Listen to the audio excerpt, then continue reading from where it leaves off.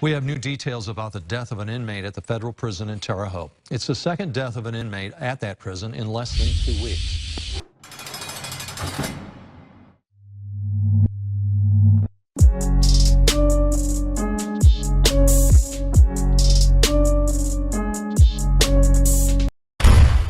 What's up, everybody? Back at you with another episode of Blood on the Razor Wire TV. Today, we're going to be talking about one of the most craziest cases I've ever seen. Disgusting case. Another rapper slaughtered in federal prison. Sometimes people think when you go to these special need yards or these protective custody prisons that they're going to be safe. But everything's subject to change in prison. And they also got gangsters there. But this cat right here, one of the most nastiest dudes I've ever seen, and he deserved everything that he got. He would die in his cell, take his last breath, and leave his blood on the razor wire. Hey, yo, CO. What's up? Hey, man, get this bitch out of here. He dead. What? Dead? What do you mean he's dead? Just what I said. This bitch dead, man. Get him up out my cell. An Arkansas rapper who played the street role would leave his blood on the razor wire at USP Terre Haute. That rapper, along with his partner, had committed one of the most atrocious acts known to man. But he would pay the ultimate penalty for his sins. But what are those sins? What did he do that was so atrocious? It was the second time since December that the U.S. Bureau of Prisons reported a death at the U.S. Penitentiary Terre Haute.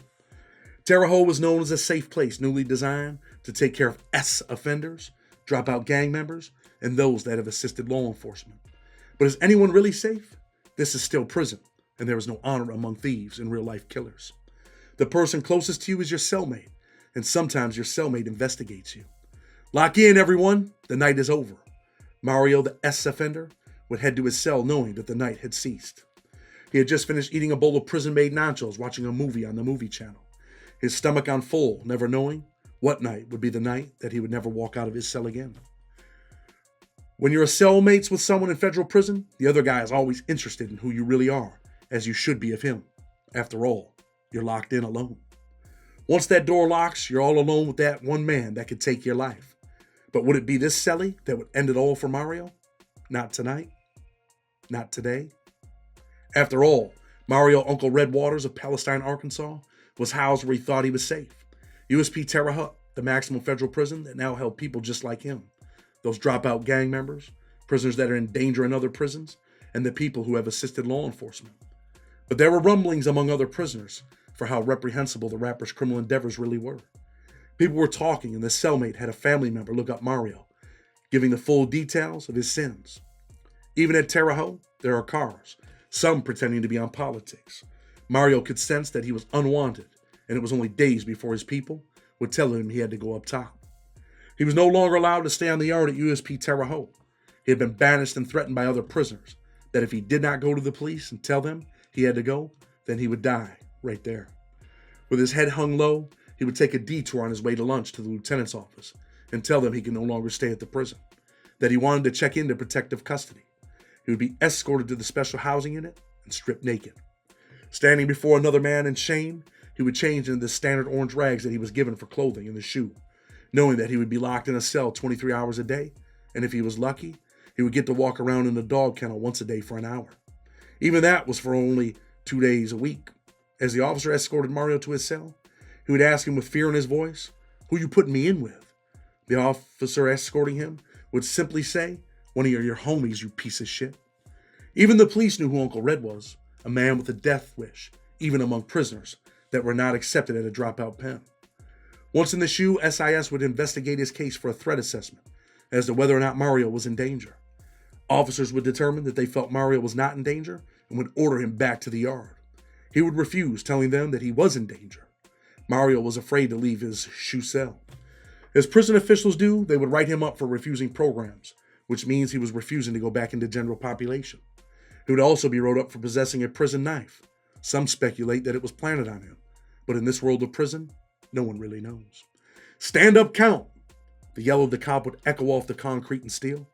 Like every night, Mario would stand up, but this would be his last time.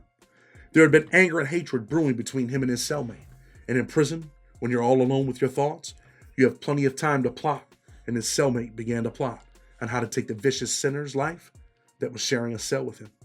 His cellmate had likely been planning this just as the former Mexican mafia member, John Tusek, had planned his hit on George Floyd's nemesis, Derek Chauvin.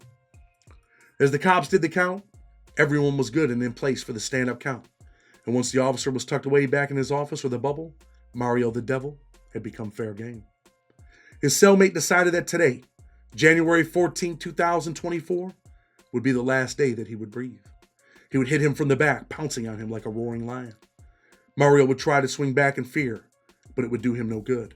His cellie would strike him again and again, and here he would leave his blood on the razor wire. All of his fears would become his reality, the fears that all S offenders have. Will they live or die behind these gloomy gray walls?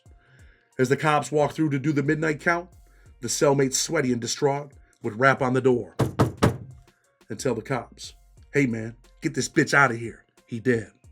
The cop would shine his flashlight through the small window at what looked like a lifeless Mario Waters. The cop would say, "We'll be back," as they finished the count. At 12:20 a.m., they would handcuff the cellmate and open the door to find Uncle Red where most people felt he should be, dead.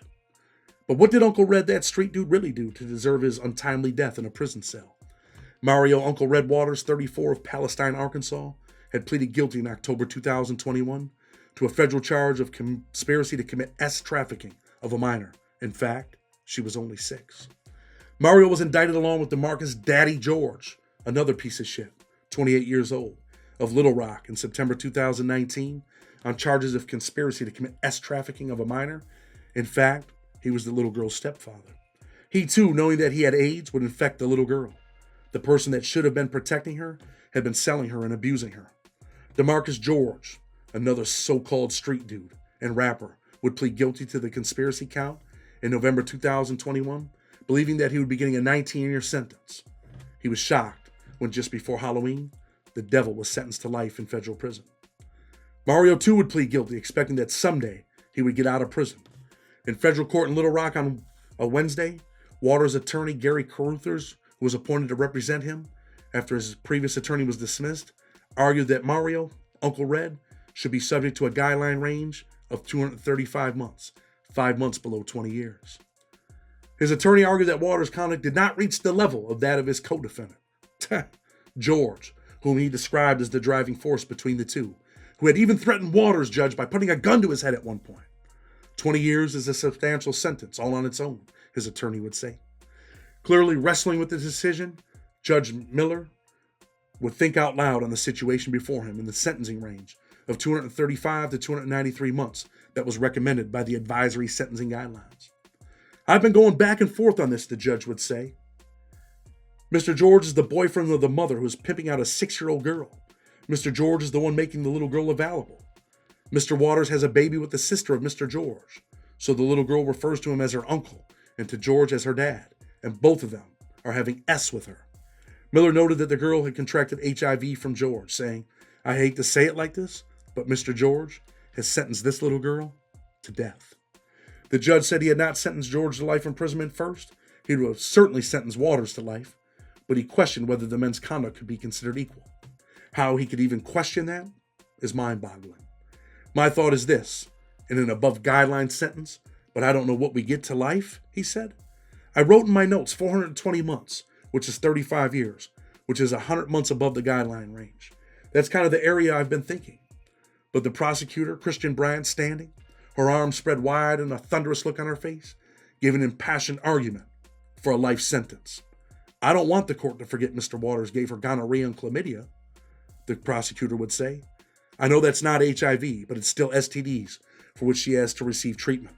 I don't think this case teeters on the fact that Mr. George gave her HIV and Mr. Waters didn't."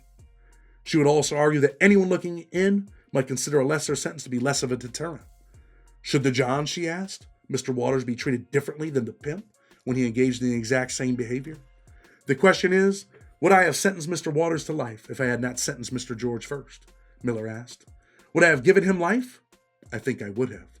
Following an apology from Waters to the child's family and an emotional statement from the child's adopted mother, Judge Miller returned to the question of an appropriate sentence. "I never thought this before I became a judge, but looking at a human being and saying, 'I'm going to send you to prison for a long time,' is not an easy thing. Sentencing people to prison is the hardest thing that all of us judges do. But when I listen to the witnesses, it's like everything I was thinking, it just brings it home. And it's like, that's what I'm going to do." Turning to Uncle Red, the judge would pronounce the sentence. I think had I not sentenced Mr. George first, and I was faced with sentencing a man who arred a 6-year-old girl, I'd give him life. Had I not sentenced Mr. George first, it would have been an easy choice. Life.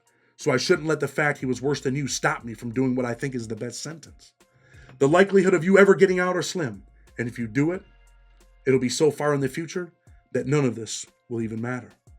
The judge was right, because just less than a year after his sentencing, Mario Uncle Red Waters was killed in his prison cell, forever cemented in hell. Is it mind-boggling to you that even the judge was considering less than life? At one point, the judge, in his mind, was giving this cat 35 years. He's like, I'm about to sentence this cat to 35 years, and that's it. The prosecutor gets in there and just reminds the judge of what a nasty individual this dude is, what type of devil he was. And then, you go off to federal prison. And he's thinking, all right, man, I don't know what prison's like. I've never been to federal prison. What's going to happen to me? Of course, anybody that has an S offense, and you know what S is, can't say it on YouTube, but anybody that has that type of offense and you're walking into prison, you already know that you're in danger. Your life is in danger wherever you go. And then they probably told him, well, don't worry, they're going to send you to a special place. You're going to be in a special prison with people just like you, and you're going to be safe. But no one's safe. No matter what prison you go to, nobody is safe. And federal prison is a dangerous place. It's a place where you can lose your life. Many people have lost their lives. And this cat lost his life. When you're locked in that cell, there's no way out. This is it. It's concrete and steel. And if the other dude's a little bit tougher than you, or if he gets the up on you, guess what?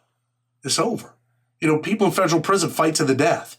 Believe me when I tell you that. You heard the brother the other day talk about this. Like, there's no stopping. There's no stopping until the cops come or you die. That's just how it works. And they're like, hey, man, I had enough, man. That's it. Time out. You ain't tapping out. This ain't the UFC. This is where you can lose your life. And people that do these types of crimes right here, like this cat, he's out there, he's rapping, he's that dude, he's a street dude. And look what the shit he was doing, man. Look at the shit this guy was doing. And then the stepfather, the dude that's with the little girl's mom, got AIDS, bro. You got AIDS at 28 years old, man. You're a sick individual, man. You're a sick individual going out and doing what you're doing with this 6-year-old girl and making dude pay you. Like the court records say that they met up and he gave him some cash and Uncle Red slipped off into a room. Real piece of shit. Could you think of a crime that's worse than that? What they did to this, HIV, man, AIDS? This is what you did? What happens with his co-defendants? Co-defendants in USP Coleman, too. He's tucked away, he's safe. He's probably heard by now. He called home. Yo, bro, you ain't gonna believe this shit. They done killed Uncle Red. And then old boys, girls like on Facebook talking about, oh, I can't believe they killed my baby daddy. What do you mean you can't believe they killed your baby daddy? This dude shouldn't be breathing. This dude should not even take up oxygen. That's how I feel. In my opinion, that's how I feel. Absolutely atrocious. But anyway, Blood on the Razor Wire TV, leave your comments because I'm interested in what you think about this case. How much time do you think this cat should have got? In the end, it doesn't really matter, right? Like the judge said, he got a life sentence. And the other cat, I'm going to keep it real with you. He got life. He's probably going to win his appeal because the judge went so far over the guidelines. He's probably going to end up with 19 years, 20 years, still got HIV. Is he going to live or is he going to die? He may very well get out of prison. And that dude does not deserve to get out of prison. And I'm not, promoting violence or anything like that, but it's possible that, he can meet the same fate because prison is not a safe place. Everything's subject to change. Blood on the Razor Wire TV. Until tomorrow, we're out.